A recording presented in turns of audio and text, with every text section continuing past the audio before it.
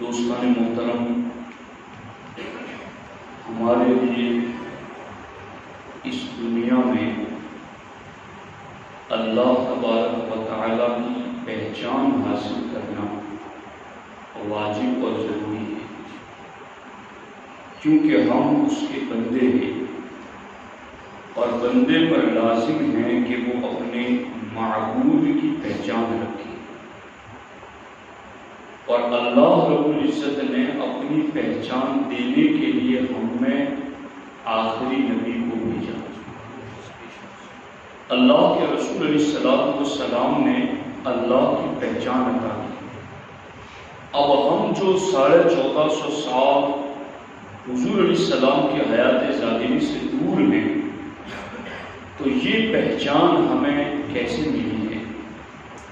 تو یاد رکھیے، یہ جو ہمارے ادارے دارالعلوم، ہماری دانشگاہیں، ہمارے جامعات، جہاں طلباء کو پڑھایا جاتا ہے، تو باضابطہ اگر آپ ہماری سند دیکھیں گے جو ہمیں فراغت کے وقت دی جاتی ہے، تو اس میں آپ کو ایک سلسلہ نظر آئے گا کہ ہمارے نام سے لے کر حضور سید المرسلین صلی اللہ علیہ وسلم تک ہمارے استاذ کون، ان کے استاذ کون، ان کے استاذ کون، ایک پوری نور کی لڑی ہے جو آپ کو ہر زمانے ہر صدی میں حضور کے علم کا فیض بانٹتی ہوئی نظر آتی ہے۔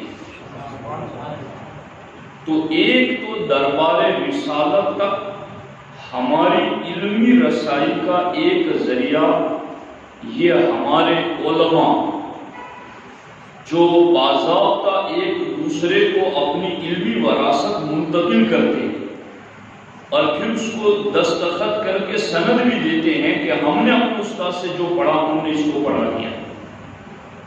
تو ایک دربار رسالت تک حاضری کا طریقہ یہ ہے، اور دوسرا طریقہ جس کو بالعموم تصوف و طریقت اور روحانیت کا سلسلہ کہا جاتا ہے، جس کو عام طور پر ہم اپنی زبان میں پیری مریدی کا طریقہ کہتے ہیں۔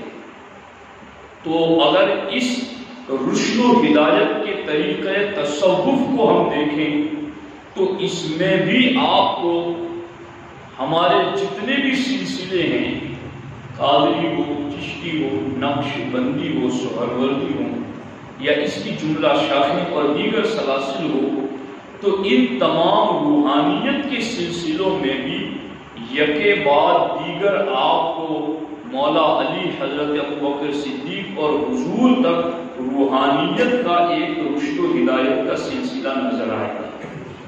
تو یہ ہمارے لیے بارگاہ رسالت سے فیضان کی دو نہریں ہیں جو ہر صدی میں جاری رہی، اور اہل ایمان اس نہر سے جام بھر کر کے پیتے رہے اور اپنی روحانی اور علمی پیاس بجھاتے رہے۔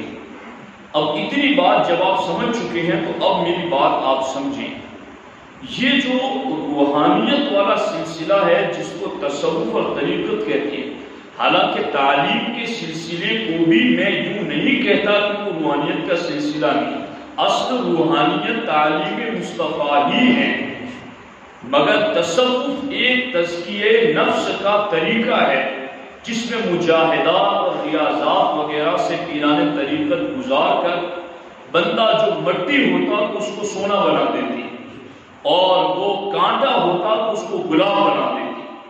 تو یہ جو طریقہ تصوف ہے بارگاہ رسالت تک حاضری کا، اس کے جتنے بھی مشائخ ہیں ان کو ہم پیر کہتے ہیں، اور عام سادہ سا سنی مسلمان بھی پیر کی بات کا بہت لحاظ رکھتا ہے، اس کے پیر کو وہ اپنے گھر بلانا چاہتا ہے، اگر وہ آ جائیں تو بہت خوش ہوتا ہے اور ہونا بھی چاہیے، اور اگر وہ پیر اس کو کوئی حکم دے دے کہ تمہیں یہ نہیں کرنا تو لاکھ اس میں اس کا فائدہ نظر آئے، بندہ کوشش کرتا ہے کہ میں اپنے پیر کی بات کو ٹھکراؤں نہیں، اس پر عمل کروں۔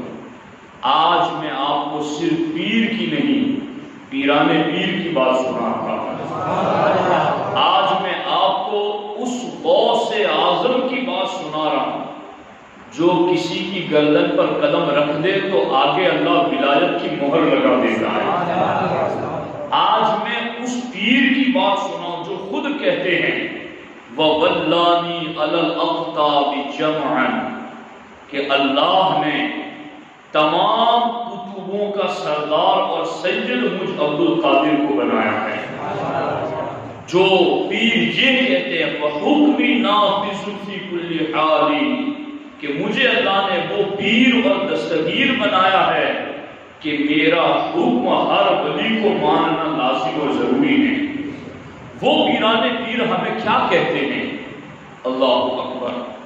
الفتح الربانی میں 4 مجلس ہے، سرکار غوث الاعظم دستگیر رضی اللہ تعالیٰ عنہ ارشاد فرماتے ہیں یا قومی انتہزوا واغتنموا باب الحیات ما دام مفتوحا، فرماتے ہیں اے میرے مریدو، جب تک زندگی کا دروازہ کھلا ہوا ہے اس کو غنیمت سمجھو۔ جب تک تمہاری زندگی کا دروازہ کھلا ہوا ہے اس کو غنیمت سمجھو۔ کیا مطلب غنیمت سمجھو کا؟ آدمی اگر کوئی ایسا موقع اس کو نصیب ہوتا ہے کہ جوانی کو طاقت ہو اور پیسے کمانے کی طاقت ہو تو بندہ کہتا ہے یار اس موقع سے فائدہ اٹھانا چاہیے، اس موقع کو غنیمت سمجھنا چاہیے۔ تو اگر یہ مفہوم آپ کی سمجھ میں آ رہا ہے کہ ہم اپنی جوانی کو، اپنی طاقت کو اور موقع کو غنیمت سمجھتے ہوئے جس طرح یہ کہتے ہیں کہ تب کا لابھ اٹھانا چاہیے، اس موقع کو چھوڑنا نہیں چاہیے، غوث پاک فرماتے ہیں جب تک زندگی کا دروازہ کھلا ہوا ہے اس تک سے فائدہ اٹھا لو، اس موقع سے فائدہ اٹھا لو۔ جب تک یہ زندگی کا دروازہ کھلا ہوا اس کو غنیمت سمجھو۔ اب چونکہ غوث پاک رضی اللہ تعالی عنہ اصل میں ہمیں یہ سمجھانا چاہتے ہیں کہ یہ زندگی کا دروازہ جس گھڑی بند ہو گیا اس کے بعد صرف تمنا ہی تمنا رہی، اس کے بعد امیدیں ہی امیدیں رہیں گی، اس کے بعد حسرتیں ہی حسرتیں رہیں گی۔ قرآن کہتا ہے کہ بندہ مرتے وقت اور مرنے کے بعد یہ کہے گا کہ کاش مجھے ایک مرتبہ دنیا میں واپس بھیج دیا جائے تو میں بہت زیادہ صدقہ و خیرات کرنے والا لَنَكُونَنَّ مِنَ الصَّالِحِينَ اور میں پکا سچا پرہیزگار اور متقی بن جاؤں، مجھے ایک مرتبہ پلٹا دیا جائے۔ لیکن اس وقت موقع نہ دیا جائے گا۔ غوث پاک چونکہ پیران پیر ہیں، انہوں نے کہا کہ اس وقت تمہیں افسوس ہوگا، حسرت ہوگی، ندامت ہوگی، شرمندگی ہوگی۔ غوث پاک فرماتے ہیں اس لیے اغتنموا باب الحیات ما دام مفتوحا، جب تک زندگی کا دروازہ کھلا ہوا ہے اس کو غنیمت سمجھو۔ کیوں؟ ان قریب یغلق عنکم، ان قریب وہ زندگی کا دروازہ تم سے بند کر دیا جائے گا۔ آج ہم دیکھ رہے ہیں کل تک جو ہم میں تھے وہ آج نہیں، آج ہیں کل نہیں ہوں گے۔ تو یہ زندگی کو کیوں لوگ غنیمت نہیں سمجھتے؟ اور کیا آپ نے یہی سمجھ رکھا ہے کہ 5 ٹائم مسجد میں آ کر نماز پڑھنا یہی غنیمت ہے؟ قیامت کے دن اور جنت میں ولیوں کو افسوس ہوگا اس چیز پر کہ ہماری زندگی کا فلاں لمحہ غفلت میں کیوں گزرا، ہم نے کاش کہ اس وقت ایک مرتبہ سبحان اللہ کہہ دیا ہوتا۔ افسوس کریں گے اللہ کے ولی بھی اس چیز پر کہ زندگی کے اس تھوڑے لمحے میں ہم نے غفلت سے کیوں برتا، اللہ کا ذکر کیوں نہیں کیا۔ تو آج مسلمان 5 ٹائم مسجد میں ضرور آئے، اس کے بغیر تو کوئی نفل قبول ہی نہیں۔ یہ بھی یاد کر لیں کہ جب تک فرائض کو بندہ بندہ ادا نہیں کرتا اس وقت تک اس کا نفل قبول نہیں ہوتا ہے. اس لیے فرائض کو ادا کرنا ہی ہے، مگر اس فرائض کی ادائیگی کے بعد جب مسجد سے باہر نکلیں، دکان میں بیٹھے ہیں، تو دکان میں بھی آپ کی زبان سے اللہ کا ذکر جاری رہنا چاہیے. آپ کھیت کھلیان میں ہیں تو بھی آپ کی زبان پر اللہ کا ذکر جاری رہنا چاہیے. پہلے ہم بوڑھوں کی زبان سے سنتے تھے، مولانا ہمیں کچھ آتا تو نہیں ہے مگر ہمیں درود آتا ہے، بس وہی پڑھتے رہتے ہیں. تو کون سنی مسلمان ایسا ہے جسے سرکار پر درود پڑھنا یاد نہ ہو اور آتا نہ ہو؟ تو زندگی کے کسی بھی کام میں لگے ہو، آپ دواخانے میں ہو، جیل خانے میں ہو، آپ دکان میں ہو، آپ مکان میں ہو، آپ میدان میں ہو، آپ کسی بھی حلال اور جائز کام میں لگے ہوئے ہو، آپ کے جسم کا ہر حصہ حلال کام میں لگا ہوا ہو، اس وقت ہونا یہ چاہیے کہ زبان اللہ کے ذکر میں لگی ہوئی ہو. چونکہ غوث پاک فرماتے ان قریب یغلق عنکم، ان قریب یہ زندگی کا دروازہ بند ہو جائے اور اس کے بعد سوائے افسوس کے کچھ نہ رہے گا. اور غوث پاک رضی اللہ تعالیٰ عنہ فرماتے ہیں اغتنموا افعال الخیر ما دمتم قادرین علیہا. غوث پاک فرماتے ہیں جب تک تم میں طاقت اور قدرت ہے نیک کام کرنا غنیمت سمجھو. جب تک تمہارے جسم میں طاقت ہے نیکی کے کام کرنے کو اپنے لیے غنیمت سمجھو. چونکہ پھر ایک وقت ایسا آئے گا کہ جس وقت یہ جسم کام کرنا کی قدرت ختم کر دے گا، پھر یہ آنکھیں قرآن دیکھنا چاہیں گی مگر اسے قرآن نظر نہیں آئے گا، بینائی کمزور ہو جائے گی. پھر یہ کان اللہ و رسول کا کلام سننا چاہیں گے مگر یہ کان اتنے کمزور ہو جائیں گے کہ یہ سن نہ سکیں گے. پھر یہ ہاتھ صدقہ و خیرات دینا چاہیں گے مگر اس میں اتنی طاقت نہ ہوگی کہ یہ اٹھ سکیں گے. پھر یہ پاؤں اللہ کی بارگاہ کی طرف چلنا چاہیں گے مگر اس میں اتنی طاقت نہ ہوگی. وہ بڑھاپے کی کمزوری، وہ جسم میں آنے والی بیماریاں، یہ ساری تکلیفیں غوث پاک فرماتے اغتنموا، غنیمت سمجھو. جب تک کہ تمہیں اللہ نے طاقت دی ہے تو پھر نیک کام کرنے میں جلدی کرو، نیک کام کرنے میں غنیمت سمجھو. اور یاد رکھو اس چیز کو، حضرت انس بن مالک رضی اللہ تعالیٰ عنہ فرماتے ہیں کہ جب بندہ حالت اسلام میں نیکیاں کرتا رہتا ہے، جوانی ہے، جوانی کے اوپر بھی ایک حصہ بڑھاپے سے پہلے ہے مگر اس میں وہ نیکیاں مسلسل کرتا ہی جاتا ہے اور عمر کے آخری حصے میں پہنچ جاتا ہے، اور عمر کے آخری حصے میں پہنچ کر وہ اپنے بڑھاپے کی وجہ سے، وہ اپنی جسمانی کمزوریوں کی وجہ سے، وہ باقی نفل نیکیاں جو کرتا تھا وہ اب کمزوری جسم کی وجہ سے نہیں کر پاتا. تو حضرت انس بن مالک رضی اللہ تعالیٰ عنہ فرماتے ہیں تندرستی کے زمانے میں جو نیکیاں کرتا تھا اللہ بڑھاپے اور کمزوری کی حالت میں بھی اس کو وہی نیکیوں والا ثواب عطا. یعنی پہلے وہ 5 وقت کی تو نماز پڑھتا تھا مگر کچھ نفل نماز بھی پڑھتا تھا، مگر اب وہ کمزور ہو گیا اتنا کہ اب نفل نہیں پڑھ پاتا. تو ہمارے نبی علیہ السلام کا فرمان ہے کہ اب وہ نفل نہیں پڑھ پاتا مگر جب طاقت تھی تب تو پڑھتا تھا. قادرین علیہا، غوث پاک نے فرمایا کہ جب تک تمہارے جسموں میں طاقت اور قدرت ہے نیکی کے کام کرنے کی جلدی کرو، اس کو تب سمجھو، اس کو موقع سمجھو، اس کو غنیمت سمجھو.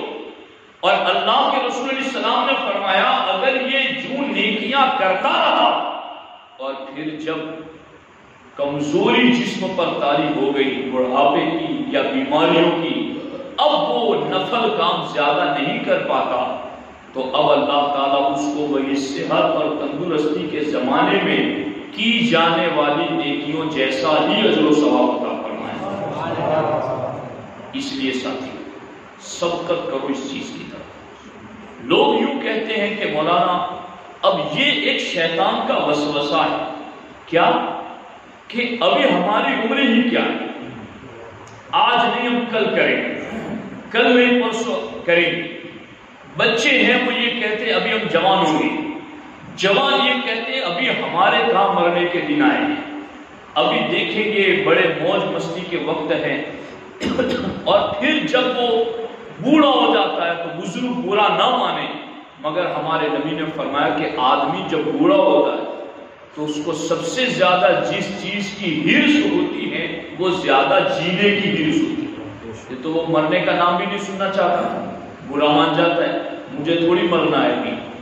تو جب بچہ بھی یہ کہہ رہا ہے کہ میں نے جوان ہونا ہے، جوان یہ کہہ رہا ہے ابھی تو میں جوان ہوں، بوڑھا موت کا نام سننا نہیں چاہتا، تو کون توبہ کرے گا؟ کون نیکیوں کی طرف آئے؟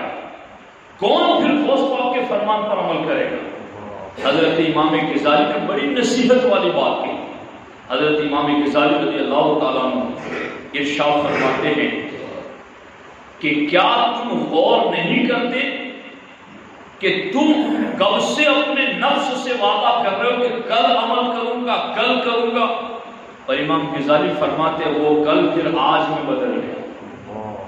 کیا تم نہیں جانتے کہ جو کل آیا اور چلا گیا اور وہ گزشتہ کل میں تبدیل ہو گیا؟ امام غزالی رضی اللہ تعالیٰ عنہ ایک مثال کے ذریعے سمجھاتے ہیں کہ اے مسلمانوں، اگر کوئی پودا ہو اور تمہیں یوں کہا جائے کہ اس پودے کو اکھاڑ دو، اور اس وقت تم یہ کہو کہ نہیں اسے کل اکھاڑوں گا، پرسوں اکھاڑوں گا، 5 10 سال 15 20 سال بعد اکھاڑوں گا، اب وہ پودا تو نہ رہا، 5 10 سال میں وہ تناور درخت ہو گیا، اس نے جڑیں دور تک ڈال دی، مضبوط ہو گیا، طاقتور ہو گیا، اور تو کہاں چلا گیا؟ تو کمزور ہو گیا، تجھ میں جو طاقت تھی وہ کمزوری کی طرف آ گئی، اور پودے کی جو کمزوری تھی وہ طاقت کی طرف بڑھ گئی۔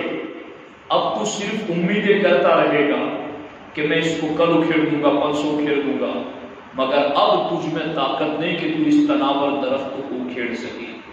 امام غزالی فرماتے یہ نیکیوں کے کاموں کو کل پر ڈالنے والے دن بدن تمہارا نفس گناہ کرتے کرتے گناہ کا عادی بن رہا ہے، اور پھر تم چاہو گے کہ یہ مضبوط درخت نکال دو تو تم کمزور ہو جائے گے، وہ مضبوط ہو جائے گا۔ آج وقت ہے، کل پر مت ڈالو، توبہ کرو اللہ کی بارگاہ، رجوع کرو، اور اس زندگی کو غنیمت سمجھو کہ اللہ تعالیٰ نے یہ زندگی دی ہے، ورنہ موتیں تو آپ دیکھ رہے ہیں کتنی زیادہ ہو رہی ہیں۔ کون سمجھ رہا تھا کہ یہ سفر پر جانے والا واپس آئے گا تو اس کی لاش واپس آئے گی؟ کون سمجھتا تھا کہ یہ گھر سے نکلنے والا گھر آئے گا تو اس کی میت آئے گی؟ کون سمجھتا تھا کہ یہ جسے آج جناب کہا جا رہا ہے اسے کل مرحوم کہا جائے گا؟ کون سمجھتا تھا کہ جو آج بڑے ناز و نخرے والے لباس پہنتا ہے کل اسے پھاڑ کر کے کفن پہنا دیا جائے گا؟ کون سمجھتا تھا کہ جس کے ارد گرد انجمنیں لگی رہتی تھی آج اس کا جنازہ اٹھا کر لوگ چل رہے ہیں؟ تو یاد کرو اس چیز کو۔ سرکار غوث الاعظم دستگیر رضی اللہ تعالیٰ عنہ اسی لیے ارشاد فرماتے ہیں اغتنموا باب الحیات ما دام مفتوحا، زندگی کو غنیمت سمجھو جب تک کہ یہ دروازہ زندگی کا کھلا ہوا ہے، ان قریب یغلق عنکم، بہت قریب یہ دروازہ تم سے بند کر دیا جائے گا۔ اس لیے میں اپنا سوچوں، آپ اپنا سوچیں، میں یہ سوچوں کہ جوان بھی مرتے ہیں، جوان بھی یہ سوچیں کہ جوان بھی مرتے ہیں، بزرگ یہ سوچیں کہ بزرگ بھی مرتے ہیں، میں بھی بزرگ ہوں۔ تو زندگی کے جتنے بھی کام کاج میں ہم لگے ہوئے ہیں، اپنی زندگی کو گواؤ مت، اپنی زندگی کو غنیمت سمجھو۔ یہاں ایک حکایت ہے جو بڑی نصیحت آموز ہے، جس کے ذریعہ بندے کو نصیحت ملتی ہے۔ ایک بادشاہ اپنے ساتھیوں کے ساتھ کسی باغ کی سیر کے لیے چلا، اور اچانک اس نے دیکھا کہ باغ میں سے کوئی شخص چھوٹے چھوٹے پتھر پھینک رہا ہے۔ اچانک ایک سنگ ریزہ اس بادشاہ کو بھی لگا بادشاہ نے خدام نوکروں کو حکم دیا کہ جاؤ یہ کون سنگرے سے پھینک رہا ہے اسے پکڑ کر لاؤ۔ جب اسے حاضر کیا گیا تو بادشاہ نے کہا کہ یہ سنگریزے تم نے کہاں سے حاصل کی؟ اس نے ڈرتے ہوئے کہا کہ میں ویرانے میں جنگل سے سیر کرتا ہوا جا رہا تھا، میری نظر ان خوبصورت سنگریزوں پر پڑی، میں نے ان کو جھولی میں بھر لیا اور اس کے بعد میں گھومتا پھرتا اس باغ میں آ گیا اور یہ سنگریزے میں پھل توڑنے کے لیے ان پھلوں پر پھینک رہا۔ اب دیکھو یہاں پر بادشاہ نے کہا کہ تم ان سنگریزوں کی قیمت جانتے ہو؟ یہ سنگریزے کتنے قیمتی؟ اس نے کہا نہیں۔ بادشاہ نے کہا یہ پتھر کے ٹکڑے اصل میں قیمتی اور انمول ہیرے ہیں۔ اس نے افسوس کیا اور افسوس کرتے ہوئے کہا کہ ہائے افسوس، میں تو یہ قیمتی ہیرے برباد کر چکا، یہ تو ضائع کر چکا، اب تو میرے پلے کچھ نہیں رہا، کاش کہ مجھے پہلے پتا چل جاتا۔ تو ساتھیوں، دنیا کے قیمتی ہیرے کروڑوں کے کیوں نہ ہو، اللہ کی دی ہوئی ایک ایک سانس اس سے زیادہ قیمتی ہے، اللہ کی عطا کردہ زندگی اس سے زیادہ قیمتی ہے۔ یہ تو لوگ جانتے ہیں کہ جب کسی کے باپ کی ماں کی سانس اٹک جائے جلدی سے لے جاتے ہیں آکسیجن پر، وینٹیلیٹر پر اور نہ جانے کتنے مشینوں پر، ایک دن کے لاکھ ہوں گے، کوئی بات نہیں، ڈاکٹر صاحب کوشش کیجیے ان کی سانسیں بڑھ جائیں، ان کی زندگی بڑھ جائے۔ تو جہاں دنیا کی ساری نعمتیں اپنی حیثیت ختم کر دیتی ہیں، وہاں بندے کو پتا چلتا ہے زندگی کتنی قیمتی ہے۔ غوث پاک فرماتے اغتنموا، اس زندگی کا دروازہ جب تک کھلا ہوا ہے اس کو غنیمت سمجھو، اور پھر اس زندگی میں اللہ نے جب تک تمہیں طاقت دی ہے، قدرت دی ہے کام کرنے کی، چلنے پھرنے کی، بولنے کی، دیکھنے کی، سننے سوچنے سمجھنے کی، تو غوث پاک فرماتے ہیں اس جسمانی طاقت کا بھی فائدہ اٹھاتے ہوئے جتنا ہو سکے جلدی سے جلدی نیکیاں کرنا شروع کر۔ یہ سرکار غوث پاک رضی اللہ تعالیٰ عنہ کا فرمان ہے اپنے غلاموں کے نام۔ آگے فرماتے ہیں سرکار غوث پاک اغتنموا باب التوبۃ وادخلوا فیہ ما دام مفتوحا لکم۔ غوث پاک فرماتے ہیں جب تک توبہ کا دروازہ کھلا ہوا ہے اس کو غنیمت سمجھو، جب تک توبہ کا دروازہ کھلا ہوا ہے اس کو غنیمت سمجھو۔ یعنی ایک وقت ایسا آئے گا کہ توبہ کا دروازہ بند ہو جائے، پھر توبہ کرنے سے بھی بندے کی توبہ قبول نہیں ہوگی۔ اور میں نے ایک روایت پڑھی ہے کہ ایک شخص نے جو اگلی امتوں میں تھا، اس نے اپنے نبی سے کہا، وہ بڑا پرہیزگار تھا، بہت نیک تھا، اس نے کہا کہ حضرت مجھے بتایا جائے کہ میری عمر کتنی؟ انہوں نے کہا تو نہ جان، تیرے لیے یہی بہتر ہے، بس نیکیاں کرتا ہے، عمر جتنی کیوں؟ کہا نہیں مجھے جاننا ہے۔ آپ نے بتا دیا کہ تیری 1000 سال کی عمر ہے۔ تو اس نے کہا کہ 1000 سال کی عمر ہے، ابھی کیا جلدی پڑی ہے مجھے نیکیوں کی؟ گناہ کر لیتا ہوں، مزے چک لیتا ہوں، عیاشیاں کر لیتا ہوں، اور پھر وہ گناہوں میں ڈوب گئے۔ 1 سال 2 سال، یہاں تک کہ جب اسے پتا چلا کہ اب میری زندگی کا آخری سال ہے تو اسے جاگ آئی، اسے یاد آیا کہ اب مجھے توبہ کر لینی چاہیے، مگر پھر وہ جو درخت مضبوط ہو گیا تھا نا، تو اب اس کو وہ اکھاڑنا چاہتا تھا۔ اس کے نفس نے اسے کہا ابھی کیا جلدی ہے، 1 سال پورا باقی ہے، 12 مہینے، ہر مہینے کے 30 دن، ابھی کیا جلدی پڑی ہے، آخری مہینہ آئے تب توبہ کر لینا۔ اب اس نے پھر گناہ کرنے شروع کر دیا، 11 مہینے مزید گناہوں میں گزارا، اب 1 مہینہ رہ گیا۔ اب اس نے کہا کہ اب میں توبہ کروں، مگر پھر وہ درخت مضبوط ہو گیا تھا، نفس سے امارہ، اب وہ گناہوں پر دلیر پر جری ہو چکا تھا۔ اس نے کہا کہ ابھی کیا پڑی، ابھی تو 30 دن پورے باقی ہیں، 30 دن کیسے گزریں گے تجھ سے بغیر گناہوں کی لذت کے؟ کہا ٹھیک ہے تو پھر ابھی 30 دن میں آخری دن آئے گا تو میں پھر توبہ کروں گا۔ اب پھر آخری دن آیا تو پھر توبہ کے لیے اس نے سوچا کہ توبہ کر لوں۔ اس نے کہا ابھی 24 گھنٹے باقی ہیں، ابھی کیا اتنی جلدی پڑی ہے، آخری وقت کر لوں گا۔ آخری گھنٹہ آیا، ابھی تو اتنے منٹ باقی ہیں، یہاں تک کہ اس کی سانس اکھڑ گئی مگر وہ توبہ نہ کر سکا۔ تو غور کرو اس چیز پر، سرکار غوث الاعظم دستگیر رضی اللہ تعالیٰ عنہ ہم مریدوں کو کہہ رہے ہیں پیر کی بات کا سنیو ہم لحاظ رکھیں، یہ پیرانے بھی ہیں، ہمیں فرما رہے ہیں اغتنموا باب التوبۃ وادخلوا فیہ ما دام مفتوحا لکم، جب تک توبہ کا دروازہ کھلا ہوا ہے توبہ میں جلدی کرو اور اس کو غنیمت سمجھو۔ جسے پتا چل گیا کہ میری عمر کتنی ہے، اس کا معاملہ آپ نے دیکھ لیا، مجھے اور آپ کو ہے پتا کہ کل صبح ہوگی، رات سوئیں گے تو صبح اٹھ پائیں گے، کس خام خیالی میں ہم لوگ پڑے ہوئے، پتہ نہیں لوگ کیا مطلب سوچ رہے ہیں۔ ہمیں افسوس ہو رہا ہے اس چیز پر جب ہمیں کوئی کہتا ہے یار اس آدمی یہ آدمی مر گیا، ہمیں تو یار لگتا ہی نہیں جیسے یہ مر گیا، کل تیرے بارے میں بھی کوئی یہی کہے گا تو کیا کہے گا؟ جانا تو ہے ہی، اللہ کی بارگاہ میں جواب تو دینا ہے۔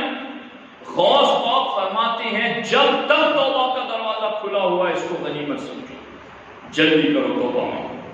اور سرکار غوث پاک رضی اللہ تعالیٰ عنہ فرماتے ہیں اغتنموا باب مزاحمت اخوانکم الصالحین فهو مفتوح لکم۔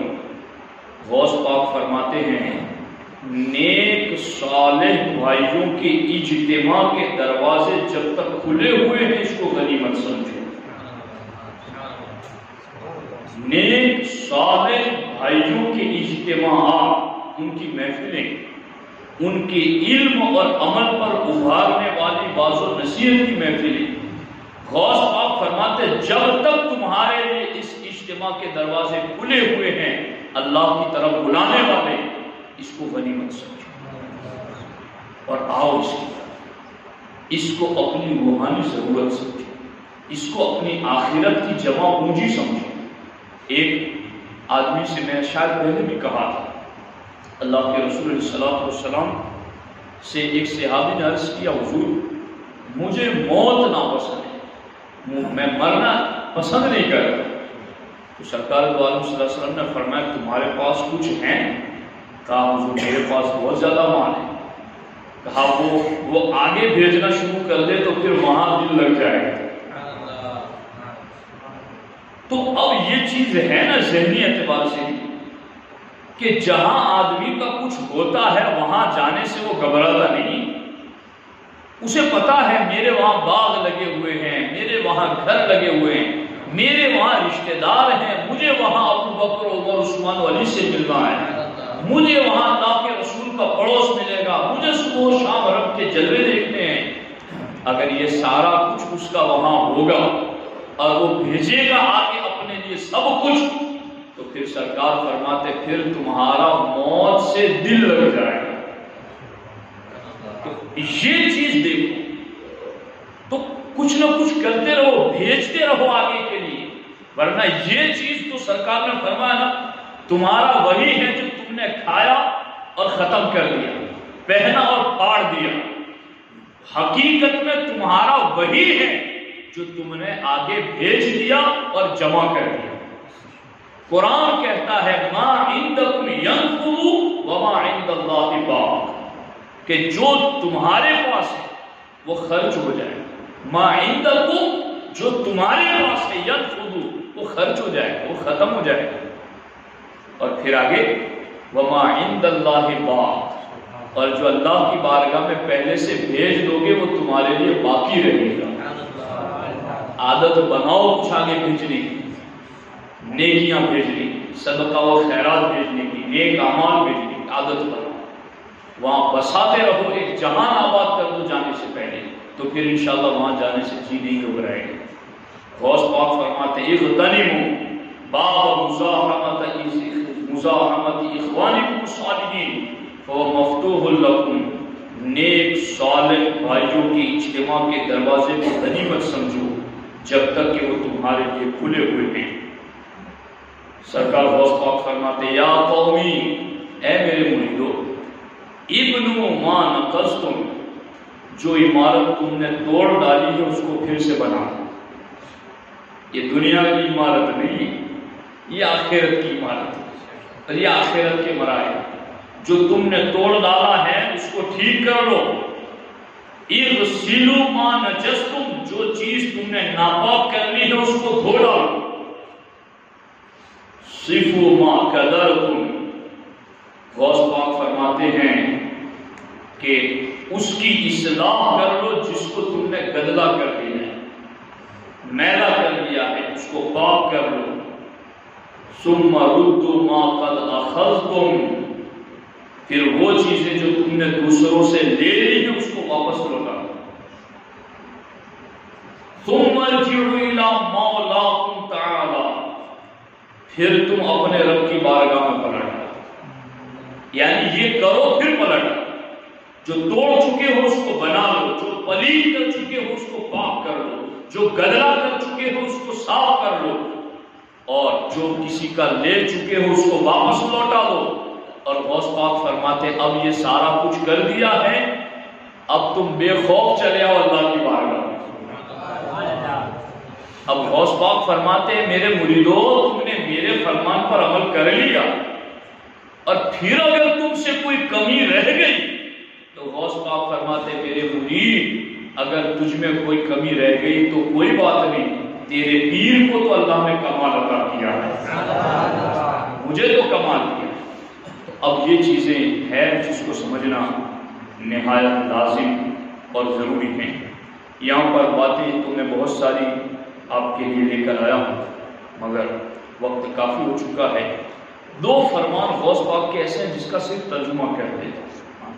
سرکار غوث الاعظم دستگیر رضی اللہ تعالیٰ عنہ شریعت کے حوالے سے ایک مقام پر آپ نے فرمایا، دیکھیے دھیان سے، بہت سارے گناہ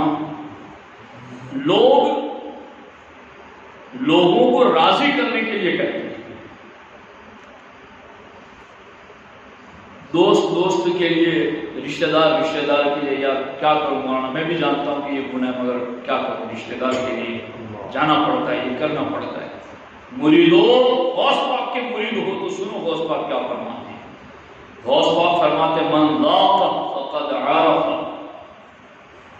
اللہ اکبر۔ غوث پاک فرماتے ہیں جس نے اللہ اور رسول کی فرما برداری کی لذت پالی اس نے اللہ کی معرفت پالی۔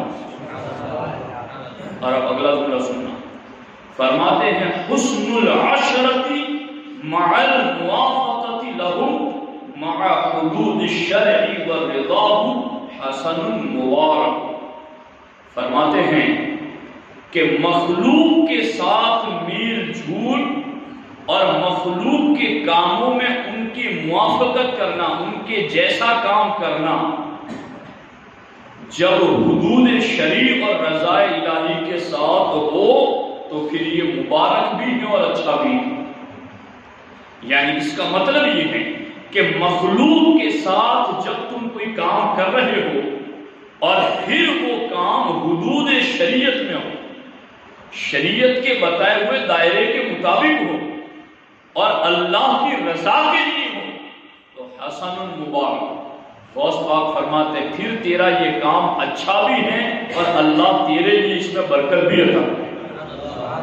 لیکن اگر مخلوق کے ساتھ تیرا کوئی کام حدود شریعت کے خلاف ہو پھر کیا ہے؟ غوث پاک فرماتے ہیں وَأَمَّا إِذَا كَانَ ذَلِكَ مَعَ خَرْقِ حَدٍّ مِّنْ حُدُودِهِ وَعَدَمِ رِضَاهُ فَلَا وَلَا كَرَامَةَ لَهُمْ۔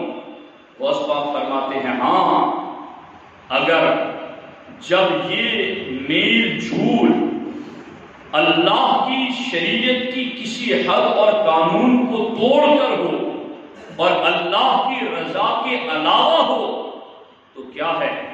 فلا کرامت لہم، تو پھر اس کام میں تیرے لیے کوئی خیر نہیں، اس کام میں تیرے لیے کوئی بھلا نہیں۔ سمجھ آ رہی ہے آپ کو؟ اب وہ بہت سارے کام میں گنواؤں گا تو تفصیل ہو جائے گی وہ کون سے کام ہیں جس سے لوگوں کا منہ دیکھنے کے لیے کر لیتے ہیں. کہ نہیں مولانا آپ کو تو برادری میں بھی رہنا پڑتا ہے، دوستوں میں بھی رہنا پڑتا ہے. تو غوث پاک کہہ رہے ہیں غوث پاک کے ساتھ نہیں رہنا، غوث پاک کی مریدی میں نہیں اٹھنا، غوث پاک سے ہمیں ارادت مضبوط نہیں رکھنی. غوث پاک کہتے ہیں کہ اگر تو شریعت کے حدود میں اللہ کی رضا کے لیے مخلوق کے ساتھ کوئی کام کرتا ہے تو تجھے مبارک، اور اگر تو مخلوق کے ساتھ کوئی ایسا کام کرتا ہے جس سے شریعت کا قانون ٹوٹتا ہے اور اس میں اللہ کی رضا نہیں ہے، فلا کرامت لہ، تو میرے مرید میں تمہیں حکم دیتا ہوں کہ تیرے لیے اس میں کوئی خیر نہیں، تو اس سے باز آ جا. اللہ اکبر. اب جب یہ سن چکے نا کہ شریعت کی حدیں کیا ہے اور شریعت کا قانون توڑنے کے حوالے سے غوث پاک نے کیا کہا کہ مخلوق کے ساتھ مل کر حد نہ توڑو اللہ، قانون نہ توڑو اللہ. اب غوث پاک دوسری جگہ فرماتے ہیں یا مدبرو، اے منہ پھیر کر بھاگنے والے. جی یہ میں اپنے نفس سے بھی کہہ رہا ہوں، آپ سے بھی کہہ رہا ہوں، اور اپنی بات میں غوث پاک کا فرمان سنا. کیا کہتے ہیں؟ یا مدبرو، اے پیٹ پھیر کر بھاگنے والے. ہے نا لوگ پیٹ پھیر کر بھاگنے والے؟ انہیں یہ فرمان بہت گراں لگ رہا ہے، بہت کٹھن لگ رہا ہے. یار مولانا تم کتنی پرانی باتیں کر رہے ہو، یہ غوث پاک کی بات ہے. یا مدبرو، اے پیٹ پھیر کر بھاگنے والے، اراک ترضی الخلق وتسخط الخالق. غوث پاک کہتے ہیں میں تجھے دیکھ رہا ہوں تو مخلوق کو راضی کرنے میں لگا ہے اور اپنے خالق کو ناراض کر رہا ہے. اور آگے فرماتے ہیں تخرب آخرتک بعمارت دنیا کا، تو دنیا بسانے کے لیے اپنی آخرت کو برباد کر رہا ہے. اب کیا فرماتے ہیں؟ ان قریب انت ماخوذ، ان قریب تیری پکڑ ہوگی. کون پکڑے گا؟ یاخذک الذی اخذہ علیم شدید، تجھے وہ پکڑے گا جس کی پکڑ بہت سخت ہے، وہ پکڑے گا. تو مخلوق کو راضی کرنے کے لیے شریعت کی حدوں کو نہ توڑا جائے. ہمیں مخلوق کے ساتھ وہی کام کرنا ہے جو شریعت کے دائرے میں اور اللہ کی رضا کے لیے. انشاءاللہ اگر ہم غوث پاک کی فرامین پر عمل کریں گے تو ہمیں غوث پاک کا فیض یہاں بھی ملے گا اور آخرت میں بھی ملے گا. السلام علیکم.